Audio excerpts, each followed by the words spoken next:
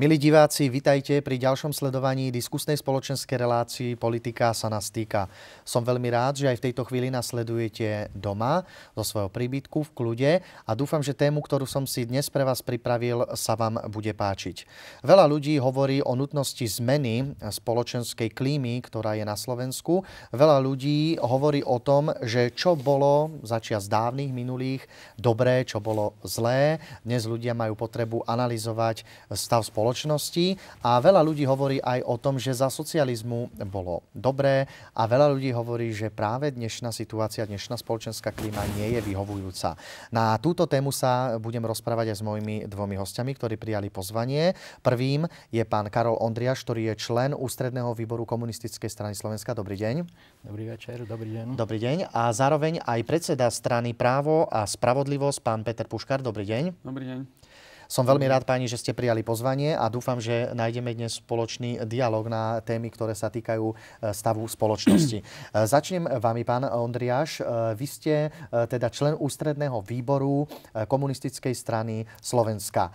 Komunistická strana Slovenska momentálne nemá zastúpenie v parlamente. Uchádza sa o priazeň voliča aj v týchto voľbách. Skúste nám približiť váš záujem v týchto voľbách, ako budete oslovať, ako budete bojovať o voliča. V prvom rade ja by som chcel poďakovať za pozvanie. Vážim si toho, že začínajú pozývať aj komunistov do relácií. A myslím si, že po tých 22 rokov sa možno aj vie prečo. Tak Komunistická strana Slovenska chce nadviazať na všetky pozitíva, ktoré tu boli za socializmu. Samozrejme chce sa vyvarovať tých chýb, ktoré urobila. A chceme vo svojom programe zdôrazňovať nasledovné veci. Chceme vysvetliť, že určité štádium kapitalizmu je nejak nezrovnateľné s ľudskými právami, s rozvojom malých krajín, s rozvojom malých národov, s rozvojom civilizačného stupňa vyššieho a že budeme zdôrazňovať tie základné princípy. Chceme, aby štát mal väčšiu moc v ekonomike, samozrejme v politike, vo vzdelaní. A na to treba, aby štát vlastnil strategické podniky alebo väčšinu strategických podnikov, aby mal rozhodujúce právo o pôde, o vode, o strategických zdrojoch. A keď pôjdem ďalej, tak jednoznačne sme za to, aby na Slovensku bola jedna štátna zdravotná poisťovňa, jedna štátna banka slovenská, nezahraničná. A samozrejme sme za pluralitnú spoločnosť, za demokratickú, ale, ako zdôrazňujem, štát by mal mať politické, ekonomické páky, aby keď niečo chce, aby to dokázal. V súčasnosti ozaj Slovensko je ekonomicky, poviem to slovo, kolonizované a korporácie, ktoré vlastnia niečo na Slovensku, majú väčší ročný rozpočet ako hrubý domáci produkt Slovenska. Takže a kapitalizmus, ktorý využíva mediálnu kampáň a rôzne iné veci, dokáže ovplyvniť skoro všetko. A vidíme to aj tým, že po 22 rokoch na Slovensku rozvoj ekonomiky, poľnohospodárstva, školstva, vzdelania nie je taký, ako bol za socializmu. A vôbec nie je taký, ako by sme si želali, i keď všetci sa snažia. Proste sú tu dve filozofie systému. Socializmus a kapitalizmus. A my sme nie za kapitalizmus s ľudskou tvárou. My sme za socializmus, za systémové zmeny. Ďakujem pekne. Pán Puškár, vy ako predseda strany Právo a spravodlivosť, skúste povedať, ako vy vnímate súčasný stav spoločnosti na Slovensku a čo vám z vášho pohľadu ako predsedu a novovzniknutej strany, ktorá sa uchádza o priazeň voliča, chýba a chcete zmeniť? No nám tu chýba toho strašne veľa. chceme zmeniť to, čo sa bude zdať zmeniť. Naše základné tézy sú právo a spravodlivosť. Bez ohľadu na spoločenské zriadenie, spravodlivosť je hodnota, ktorá je nad zriadeniami. Je jedno, či je socializmus, komunizmus, kapitalizmus, feudalizmus. Spravodlivosť každý vnímame vždy, lebo je to ľudská hodnota. Tá bola už aj v otrokárskej spoločnosti. A momentálne tu tá spravodlivosť chýba. A preto sme založili stranu Právo a spravodlivosť, ktorá sa bude snažiť a spoločne s občanmi urobí všetko preto, aby sa spravodlivosť vrátila ako jedna z cností medzi občanov. My sme nová strana čestných ľudí a predstavujeme si výrazné zmeny, ktoré musia nastať, s čím sa možno zhodneme spoločne s kýmkoľvek. A veríme, že jednak sme mladá generácia, ktorá však nie je nerozvážna. Máme už hodne skúseností na to a energie a síl, aby sme mohli zmeny uskutočniť. Sú tu strany, ktoré tu 20 rokov rabujú, respektíve ich čelní predstavitelia. A toto sa musí zmeniť. V 89. bola zmena, kedy vlastne od komunistickej strany, z komunistickej strany v podstate vzniklo viacero strán, ktoré majú rôznu genézu. Tieto strany sa tu viac či menej udržujú, sem tam vznikne nejaká nová. A preto si myslím, že je potrebné, aby vznikla úplne nová strana, ktorá nebude mať žiadne väzby na predchádzajúce štruktúry, žiadne ekonomické, finančné alebo iné, pretože s tým, čo tu bolo, sa nedá urobiť zmena. Tá zmena musí prísť tým, že sú tu noví ľudia a títo noví ľudia dokážu zmenu uskutočniť. Je veľa problémov v zdravotníctve, v školstve, menšinách, v regiónoch, v doprave. A pritom sa všetko toto dá veľmi rýchlo napraviť. V prvom rade musí byť verejná kontrola a túto dokážeme zabezpečiť. Technológie dneska sú na takej úrovni, že nie je problém riešiť veľmi rýchlo, či už konania v štátnej správe, verejnej správe, rozhodnutia. Nemusí sa na veľa vecí zbytočne čakať. Takže my riešime praktické veci a ideológia musí chvíľku počkať. Vy ste hovorili, že v popredí sú mladí ľudia, noví ľudia, čistí ľudia, čisté tváre, by som povedal, so žiadnou minulosťou. Neviem teda, ani si nedovolím takto opýtať sa, ktorý ste ročník, lebo mi to neprináleží v rámci narodenia, ale ako vy možno vnímate práve to obdobie, ktoré bolo do toho 89. roku. A keď by ste možno úplne s takou ľahkosťou zhodnotili možno súčasný stav v porovnaní s obdobiom teda socializmu? Ja to poviem tak.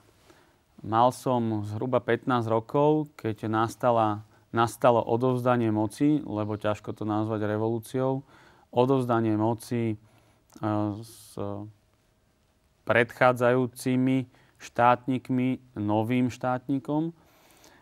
Myslím si, tak ako v každej dobe sú veci pozitívne a negatívne, tak ako čokoľvek človek vytvorí a vymyslí, môže byť aj negatívne, aj pozitívne, môže to byť zneužité aj využité, tak určite boli niektoré veci aj pred 89., aj pred 68., aj pred 1000 rokom kladné a pozitívne a určite boli negatívne. A najhoršia vec, čo sa stáva v súčasnosti, je, že je kríza hodnôt a sociálnych vzťahov.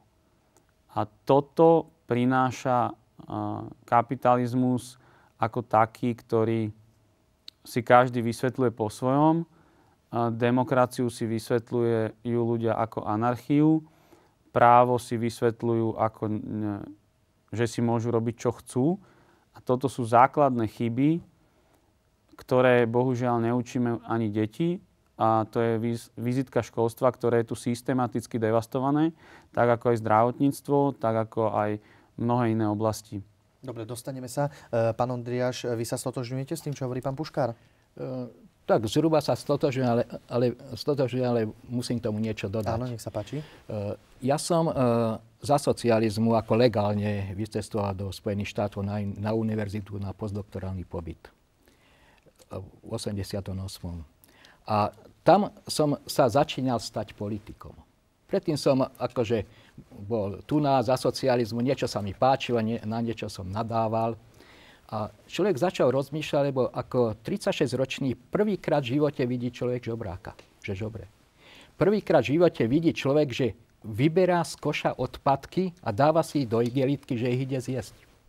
Dokonca v New Yorku sa stalo, že koše, to potom mi vysvetlili, majú obsadené gangy. Že vy nemôžete, z tohoto koša môže len tento gang vyberať odpadky. Že človek leží na chodníku. To pre mňa bol tak neuveriteľný šok za socializmu, lebo my sme to síce videli v komunistickej propagande, že to tak je, ale ľudia tomu neverili. Povedali, že chodia na Mercedesách a videli stále tie hollywoodské ateliéry.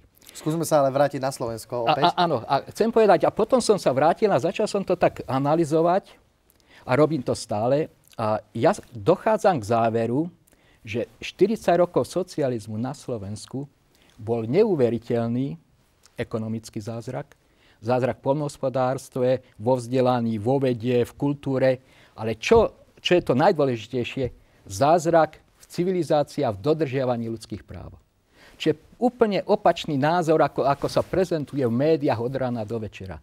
A že komunisti ako jednoducho vyriešili nezamestnanosť. Vyriešili nezamestnanosť, že každý musel mať prácu. Keď nemal prácu, nechcel robiť, tak išiel do väzenia a robil vo väzení. Vyriešili drogy. Proste drogy tu neexistovali. To som prvýkrát videl, že reálne je to hrôza v Spojených štátoch amerických. No to je prvá vec. A druhá vec, čo ma fascinuje, že po nastolení kapitalizmu sa objavili tie negatívne hodnoty, veľmi prudko, ktoré vidieť v západných krajinách, nie vo všetkých samozrejme, ale vo väčšine západných krajinách. A ja, keď som to tak analyzoval, tak nebola to náhoda. To, že my sme začali mentálne sa o niečo zaujímať, to bola určitý systém kolonizovať východ. Lebo k čomu tu došlo? Tunok bola zničená socialistická civilizácia. A keby som rozprával ďalej... Skúsme ale naozaj približiť to divákovi cez domáceho občana, cez Slováka. Áno. Keď si zoberiete štatistické údaje, koľko ľudí, ktorí musia mať viac ako 50, aby si ten socializmus pamätali na vlastnej koži, tak je to 65%, ktorí hovoria, že vtedy sa im žilo lepšie. Čiže to konštatujú ľudia. Áno, to konštatujú. Samozrejme, o mladých, oni proste nevedia, lebo ja musím povedať, že tá propaganda je hrozná.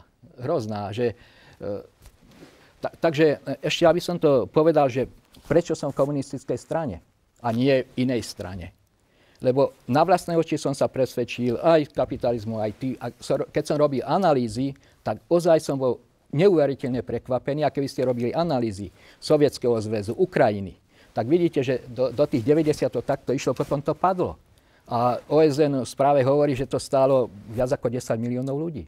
Ďakujem. Pán Puškár, Slováci viac menej dnes treba skonštatovať, že predtým, ako vlastne pristupujeme k voľbám, sú všeobecne, by som povedal, takí znechutení z celkovej politickej kultúry, ktorá je na Slovensku, ktorá panuje. Vieme, že momentálne sú aktuálne veľmi kauzy, ktoré vyplávajú tesne pred voľbami na povrch. Vieme, že ľudia sú znechutení ísť voliť, povedia si, radšej budú doma sedieť. Je to vlastne spoločná otázka aj pre vás. Ako vy vnímate vlastne tento stav, že vlastne sme dospeli k niečomu takému, že dnes na Slovensku vlastne ľudia strácajú záujem o verejné diania. Je to podľa vás normálne v jednej demokratickej krajine? Ja by som sa vrátil ešte predtým k tomu, čo tu hovorí teda pán Aj za komunistov tu boli drogy v inom meradle, rozhodne nižšom. Aj za komunistov, teda hovorí sa za komunistov, hovoríme predtým 89., lebo to je veľmi vulgarizované komunistické strany. Ale ja vám vytknem ako strane, vy ste boli tu bohatá strana komunisti a ste tu dlho a mohli ste niečo už urobiť. Čiže to mi vadí, že teraz máte hodnoty odliaznúť od histórie, lebo naozaj berme to tak, že za 20 rokov sa človek dokáže aj zmeniť, aj všetko najpozitívnejšie, čo si viem predstaviť. Prečo ste to stále doteraz nejak nedali najavo? To je pre mňa taký problém, že keď bolo lepšie, veď tiež sa zrazu nezmení tá spoločnosť, že všetci ideme byť kapitalisti, lebo ten prechod do nejakého iného systému duševne ľudí poznačuje určitou neochotou niečo zabehnuté meniť. Takže ten prechod vychádzal od tých ľudí, ktorí tu dovtedy vládli. A to boli ľudia aj z komunistickej strany. Bol to v celosvetovom meradle, takže nehovorím, že mohli nejak veľa ovplyvniť. A čo sa týka toho, ja hovorím, že kríza hodnôt a kríza vzťahov je omnoho horšia ako ekonomická kríza. A to nastáva. A oproti tomu je ekonomická kríza alebo finančná len slabý odvar. Ľudia sú ekonomicky zotročovaní práve tým, že je vytváraná nezamestnanosť, ktorá sa dá veľmi jednoducho odstrániť a dajú sa zabezpečiť pracovné miesta.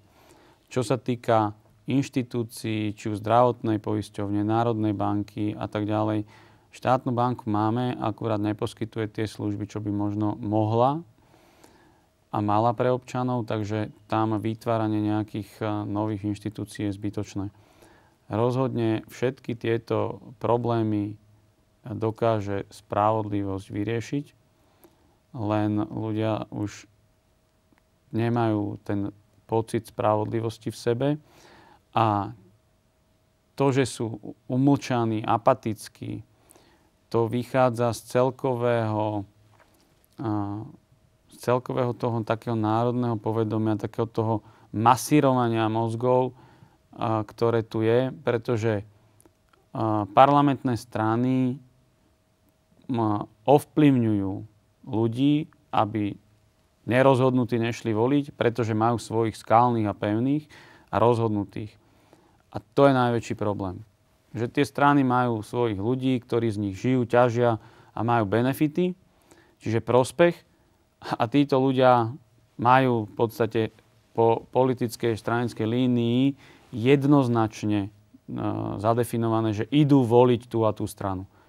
Takže čiže myslíte, že to je v tom myslení, v tej ideológii toho voliča? Myslím si, že je dôležité, aby ľudia radšej išli voliť, nech si hodia kocku, alebo si vyberú šťastné číslo, 7.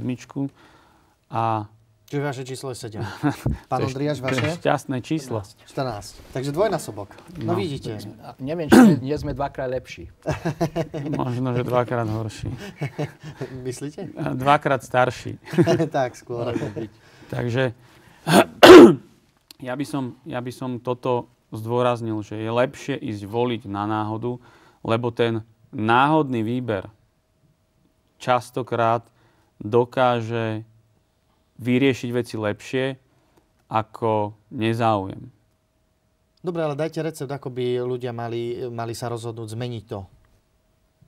Vlastne teraz len hovoríte, že je to o tom, že hodiť si kocku alebo nejakú šťastnú. Ale veľa ľudí nepôjde voliť, pretože si povie, že nič nezmení. Ale môžu zmeniť. Môžu vstúpiť do strany a môžu sa na tom podieľať. Prostredníctvom politickej strany. Na to tie politické strany sú. Ale nemyslíte, že ich je veľa? 26? Je ich toľko, koľko si ten politický trh ustráži, alebo koľko vyžaduje. Aký je dopyt. Ďakujem, pán Božka. Pán Ondriáš, chcem sa opýtať, môžete samozrejme aj nadviazať, len sa chcem teda opýtať ďalšiu otázku, teda na ktorú mi poprosím odpovedzte. Viac menej, čo je dôvodom toho, že aj vlastne po tých minulých voľbách, ktoré sme mali, že vlastne tá komunistická strana Slovenska nezaujala to miesto ani vlastne v tom parlamente a nejakým spôsobom neobhájila teda to, čo vlastne hovoríte. Odpoviem, ale najprv by som naviazal. Reagovať na pána Puškara. Voliči sú apatickí kvôli tomu, že sa už, neviem koľko sme mali volieb, vždy sa sklamali. Vždy niekto prišiel a im tvrdil toto, takto, oni ho volili.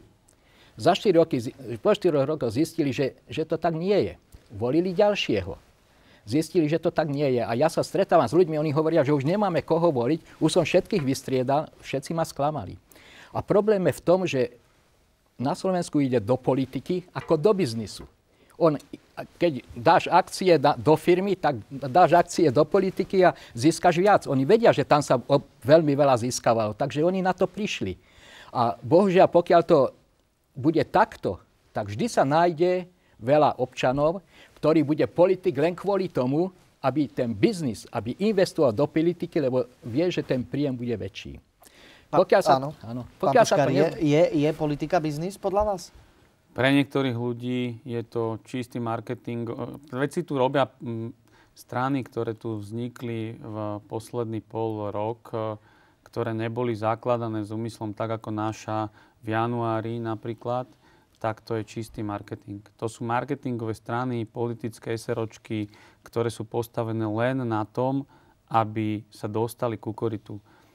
Preto aj my sme častokrát sa stretávame z toho, že nás z toho niekto krivo obviňuje, ale my to vieme preukázať, pretože sme otvorená strana, financujeme sa transparentne, nič sme od nikoho nezobrali len tak, nič sme od nikoho nedostali. Takže tu je presne to, že my to nerobíme ako biznis, pre mňa osobne, aj našich straníkov je to poslanie. A možno to je tá ideológia, ktorú sa snažili aj za oných čias možno presadzovať určité skupiny ľudí, a ktorá tu chýba. A my to vnímame, tú politiku nielen ako verejnú činnosť, ale ako službu občanovi a dávame tomu pridanú hodnotu, že skutočne o členov strany sa my staráme, ako vychádzame ústretí a pomáhame si. Toto je podľa nás skutočná politika. Dobre, ďakujem, pán Puškar. Ja by som reagoval a potom odpoviem. V podstate postoj komunistickej strane k riešeniu týchto problémov je taký, pokiaľ máte kapitalistický základ, že kapitál na Slovensku patrí zahraničiu väčšinou, môže to ovplyvňovať. A je tu ozaj politika, je biznis. Tak dovtedy, pokiaľ to takto bude, veľmi ťažko sa bude niečo dať vyriešiť. Keď si zoberiete do Maďarsku, Poľsku, Ukrajina, rôzne Tatarstany, keby ste počúvali diskusiu o korupcii, o tomto, je to isté. Ten základ je kapitalizmus, ktorý tu bol donesený na určitej úrovni, ktoré vyhovuje určitým štátom a nezmení sa to. No a teraz odpoviem na tú otázku, že prečo komunistická strana nezaujala, i keď mnoho ľudí hovorí, že bolo lepšie, tak zaprvé je to, že komunistická strana Slovenska, ktorá tu bola, zmenila názov až do SDL a tá vstúpila do Smeru. My sme vznikli v roku 1991, nemali sme ani jedno pero.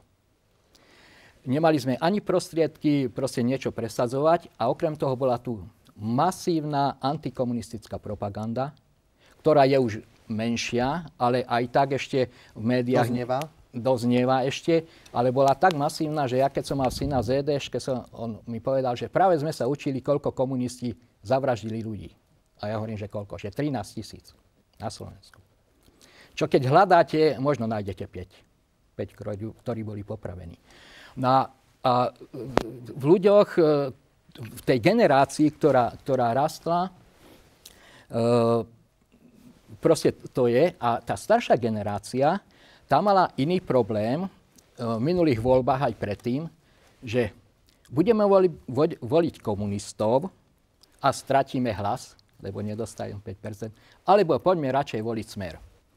Lebo boli v opozícii proti pravici. Čiže čo spojilo Smer a komunistov? Otázka priamo na telo.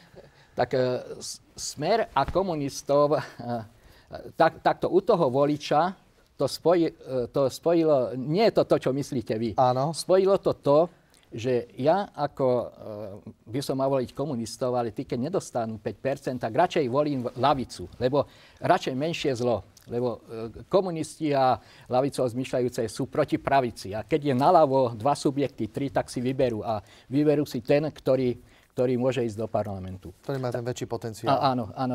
Proste týmto to vzniká. Pokiaľ, keby sme my boli na hranici 5%, tak to je už iné. To by už si oni povedali a samozrejme, keď teraz ako ľavicový Smer sklamal, tak ten potenciál tu je. Bohužiaľ, je tu aj taká druhá vec, určitá tradícia, ktorá sa zaužívala na Slovensku, že komunisti a socializmus to treba, proste, že to je pase, že to je prekonané. A veľa ľudí to považovalo ako nadávku istým spôsobom. Áno. To ako, že si komunista. Áno. Ja som vstúpil do komunistickej strany v roku 2000 a som hovoril, že vieš čo, jeden mi tu nadal. Že čo ty, ja v 92. tu mi povedali, tu ťa obesíme. Takže mení sa to, ale... Skúste dopovedať teda otázku. No, dopoviem to, že ten názor ľudí nejak prevláda, že socializmus skončil, že neukázal sa ako životodárna sila pre vývoj spoločnosti. Ale on sa ukázal. Oni myslia, že socializmus padol. Keby ste čítali Spojené štáty americké, Pentagon vynaložil, oni na stránke to píšu, 13,1 tisíc miliard dolárov, aby sme porazili socializmus. Prezident Clinton, čo som ho sám počul na CNN, priamo sme 3 000 miliard dolárov dali, aby sme porazili socializmus. To bola obrovská sila, ktorá chcela proste tú civilizáciu zničiť. Len jednu chybu urobili, že zabudli, že Čína, ktorá v 45. sa dožívali 35 rokov a mysleli si, že ešte 100-200 rokov, že tá rástla už prekročila ten prach, že už sa nedá ovplyvňiť. No a vlastne ten socializmus, i keď oni hovoria s čínskymi charakteristikami, ťahá komunistická Čína. A viete, že je druhá najväčšia ekonomika na svete. Za 6 rokov prestihne Spojené štáty americké. Už si nedajú proste od nikoho nič a idú vlastnou cestou. A ak sa nič v Európe nezmení, tak naše deti alebo vnúci budú chodiť predávať tenisky do Číny. Alebo do Ázie. Ďakujem. Podľa mňa sa Pán Puškár? porovnávať Čína a súčasné režim a zriadenie v Číne a pracovné podmienky a nasadenie Číňanov s tým, čo tu je a bolo. A podľa toho, čo hovoríte vlastne, čiže vy ste úplne nezávislá strana od tej, čo tu bola, tá socialistické, čiže tí tzv. Komunisti sú v Smere a tí ľudia, čo nechcú voliť komunistov, by ich nemali voliť a vy ste si založili novú stranu, len ste ju nazvali komunistická a postavili ste ju na nejakej ideológii, ktorá sa nazýva komunistická. Je to tak? Je to zhruba tak, ale samozrejme to sa dá rozvíjiť. Čiže teraz si môže zobrať zase iná strana, ale potom by ste nemali sa zase vyjadrovať k tomu, strana, že čo tu bolo. My hovoríme, že sme pokračovatelia komunistickej strany Slovenska. S tým, že máme program, ktorý je dosť totožný a chceme sa vyvarovať. Ideológia marxizmu veľa ľuďom by chceli troška ozrejmiť. Áno. Krátkosti, naozaj krátkosti. Veľmi krátkosti. Ideológia marxizmu. Veľa o tom nepoviem. Na BBC v Lani bola ľudové hlasovanie, kto bol najväčší mysliteľ za 1000 rokov. Prvé vyhral Karl Marx, druhé bol Albert Einstein. Mám tu celý zoznam. Čo aj mňa prekvapilo. Marxizmus sa berie ako niečo, čo bolo za 1000 rokov najviac ovplyvnilo vývoj spoločnosti. Samozrejme, u nás sa to bere, že to je proste niečo, čo...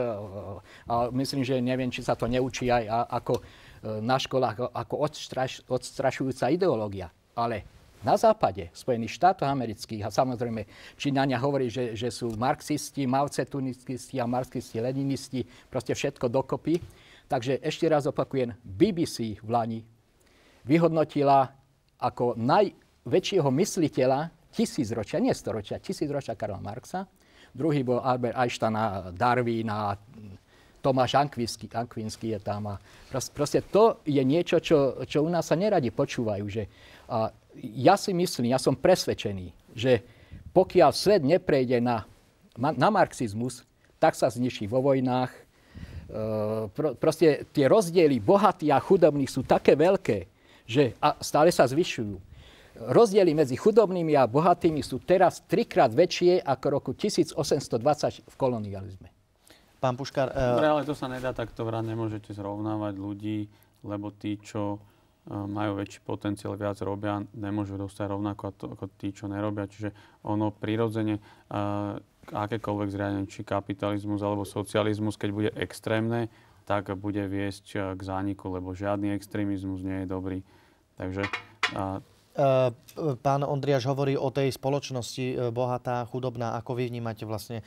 Je naozaj to aj tak na Slovensku, že už dneska tá stredná generácia... Ja neviem, takto zadefinujme si najskôr, čo znamená bohatý.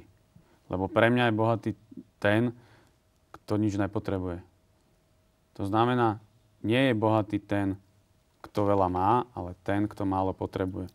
Toto je najdôležitejšia vec. Lebo peniaze nie sú bohatstvo.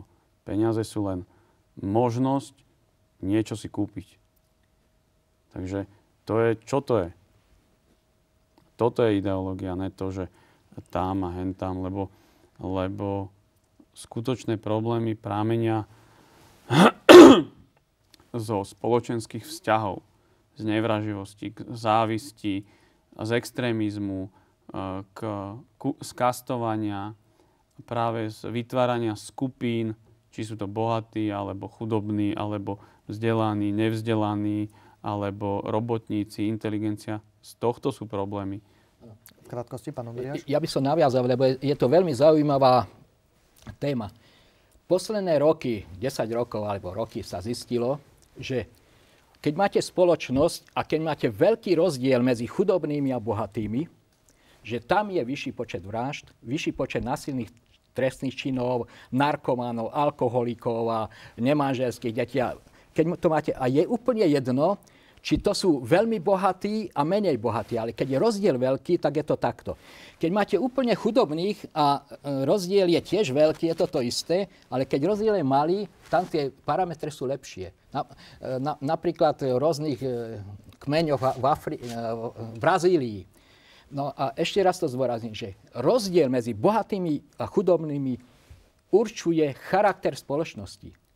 Tí dole, čo sú, nemajú radi tých hore a nechcú ani prispieť k pozitívnemu vývoju spoločnosti. Toto je dôležité. Keď niekto je tak odstrkovaný, tak povie, ja na to kašlem, čo mňa zaujíma slovenský fotbal, čo mňa zaujíma, aký sme ako národ alebo civilizácia, keď nech to robia oni. A toto je veľmi dôležité a toto socializmu a toto aj Čína tým znížením, tam sú tiež veľké rozdiely, ale sú oveľa nižšie ako na západe, ide dopredu 9,5% ročne. Dobre. Podľa mňa v Číne sú väčšie rozdiely. Miliardári v Číne sú tak bohatí a tí chudáci, toto nemôžete takto hovoriť. Dobre, zostaňme na Slovensku. Otázka konkrétna, viac menej pre vás oboch. Čím môžu zabojovať mimoparlamentné strany v týchto voľbách, aby oslovili voliča?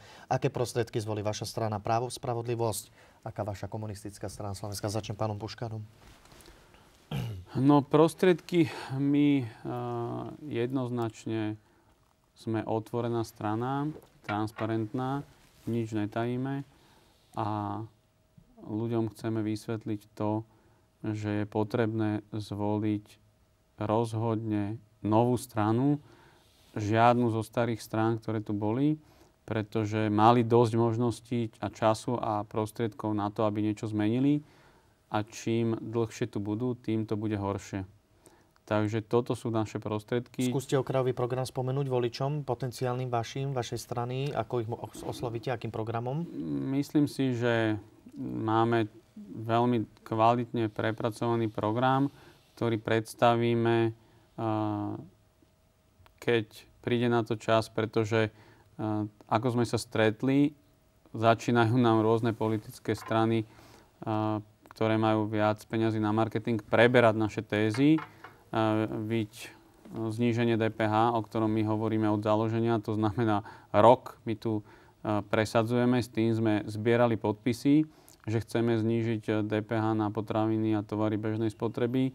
Ale najzákladnejšia vec je právny štát, ktorý tu nie je, pretože základom štátu je právo a preto je potrebné, aby tu bol právny štát. A ten vybudujeme, ak budeme mať tú príležitosť. Myslím si, že lepšie ako nikoho nevoliť je zvoliť právo a spravodlivosť a dať šancu našej strane, aby dokázala zabezpečiť lepší život pre ľudí, aby dokázala zabezpečiť to, čo tu 22 rokov nikto nedokázal zabezpečiť. Dobre. Pán Ondriáš, skúste vy v krátkosti tézy. Pretože my tiež nemáme nejaké peniaze. Osobná agitácia, osobné rozhovory, máme, neviem, 8 000 komunistov, a máme sympatizantov, ktorí budú na Slovensku toto robiť. Tézy. Chceme prešetriť privatizáciu, to inými slovami by som povedal, to je skoro znárodnenie. Keď prešetríte privatizáciu, ja by som chcel ešte ukázať údaje z ministerstva. Neviem, či máme na štatistiky čas a radšej využite priestor na to, aby ste v krátkosti povedali. Ja vám poviem, že ako ja budem agitovať na svojej takej úrovni. BBC, predstaviteľ firmy Peugeot, pred pár rokmi, keď unak stávali Peugeot, vyhlásil, keď jeho bol nejaký odborár alebo minister v Londýne, povedal, že prečo chcete zavrieť závod Peugeot v Anglicku.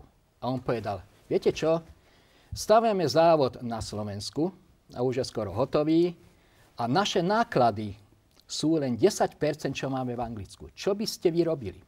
Keď si predstavíte, že my vyrobíme niečo len za 10% a Francúzi si to zoberú a oni to predajú. Oni si zoberú 90% a nám dajú 10%. Za tých 10% náš pracovník sa musí najesť, obuť, neviem, deti poslať niekde do školy. Francúz nemusí stať ani z posteli.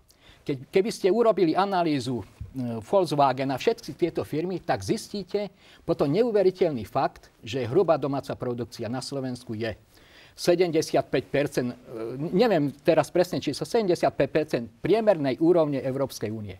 Produkcia. Reálne vyprodukuje jeden Slovák.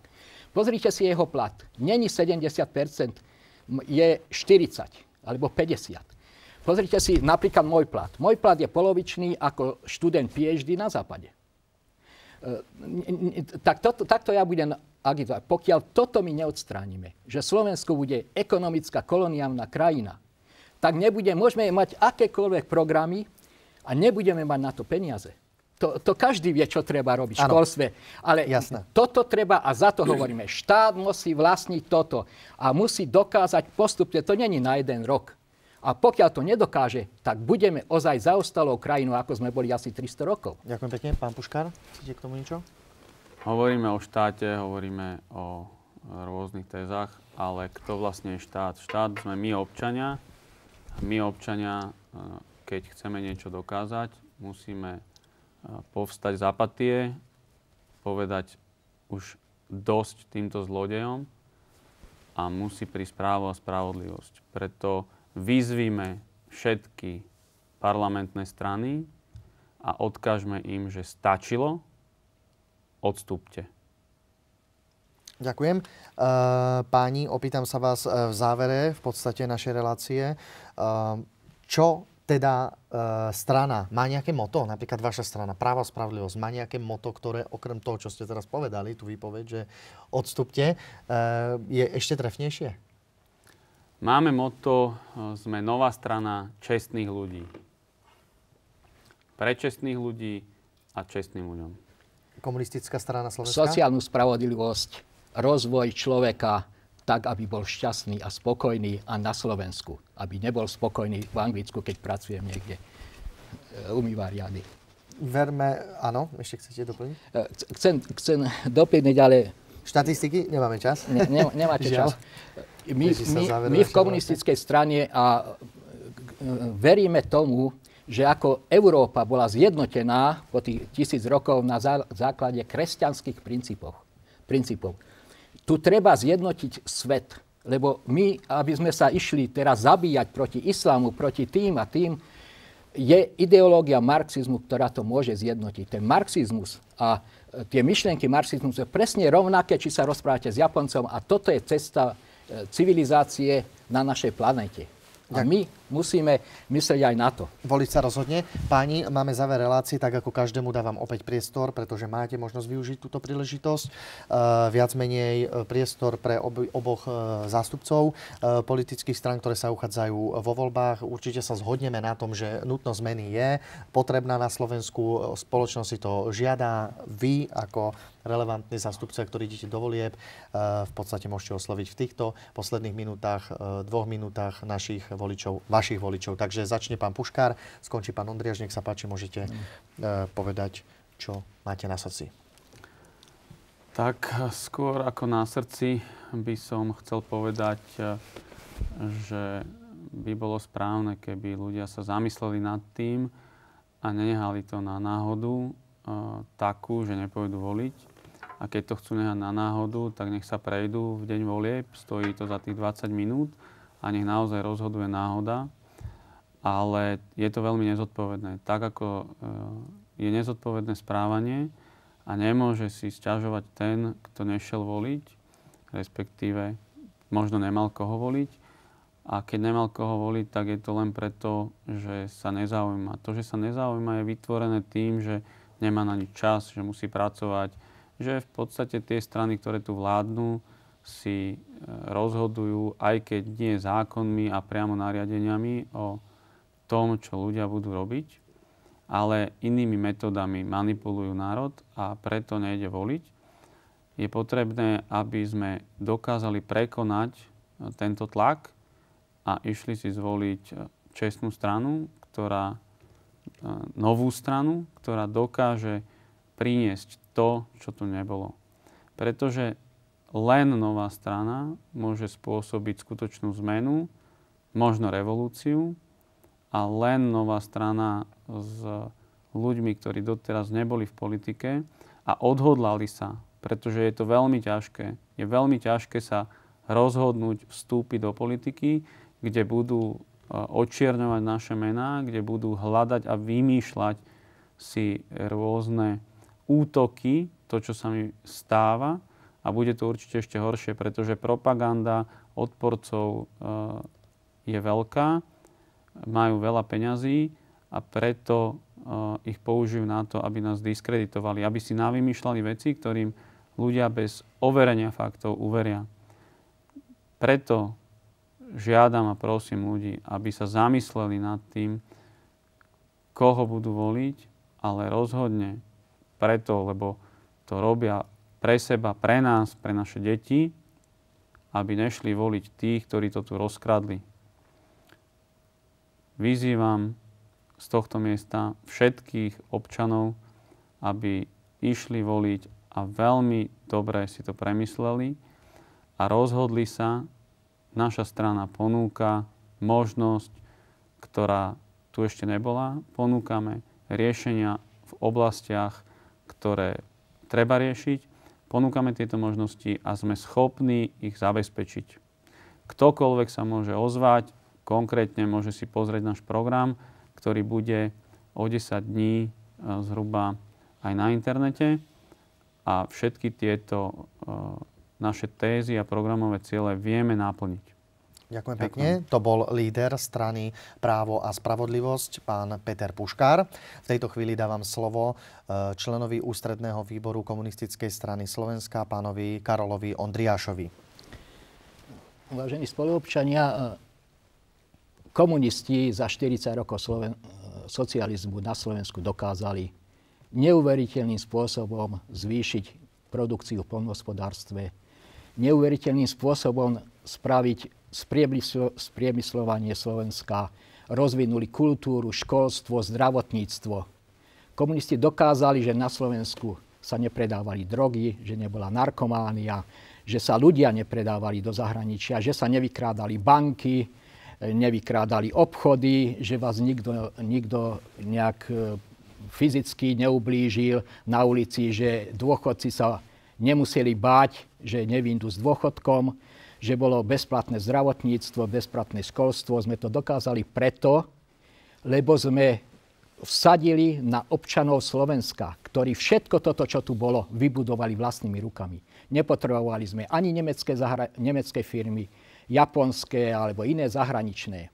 A my veríme, že občania Slovenska sú dostatočne chytrí a múdri, že to dokážu znovu. A my chceme našu víziu slobodného, suverénneho, ekonomicky a poviem to slovo mentálne spoločného Slovenska chceme dokázať. Ja verím, že po určitých ďalších voľbách, kde rôzne strany prídu do parlamentu, že ten občan si povie, že aha, už som skúsil 15 strán a vždy to nevyšlo. A nech žije socializmus a nech žije komunistická strana Slovenska. Ďakujem pekne, pán Ondriáš. To bol váš čas, ktorý ste využil. Milí Slováci, vy rozhodujete. Vy sa rozhodujte správne, pretože predčasné voľby sa blížia. Vy máte priestor odovzdať svoj hlas, ktorý skutočne zaváži v týchto voľbách tým stranám, ktoré si získajú vašu priazeň, vašu dôveru. Takže rozhodnite sa správne. Ja vám chcem poďakovať za priazeň, za dôveru pri sledovaní spoločenskej relácie Politika sa nás týka. No a dúfam, že sa stretneme aj pri ďalšom pokračovaní. Takže ďakujeme veľmi pekne. Lúčim sa s mojimi hostiami, pánom predsedom strany Právo a spravodlivosť Petrom Puškarom. Dovidenia. Ďakujem, pán rektor. Dovidenia. Ďakujem, vážení diváci. Výboru komunistickej strany Slovenska pánom Karolom Ondriášom. Ďakujem pekne. Ďakujem aj ja. Dovidenia. Ďakujem pekne. Majte sa pekne, milí televízni diváci. Dovidenia.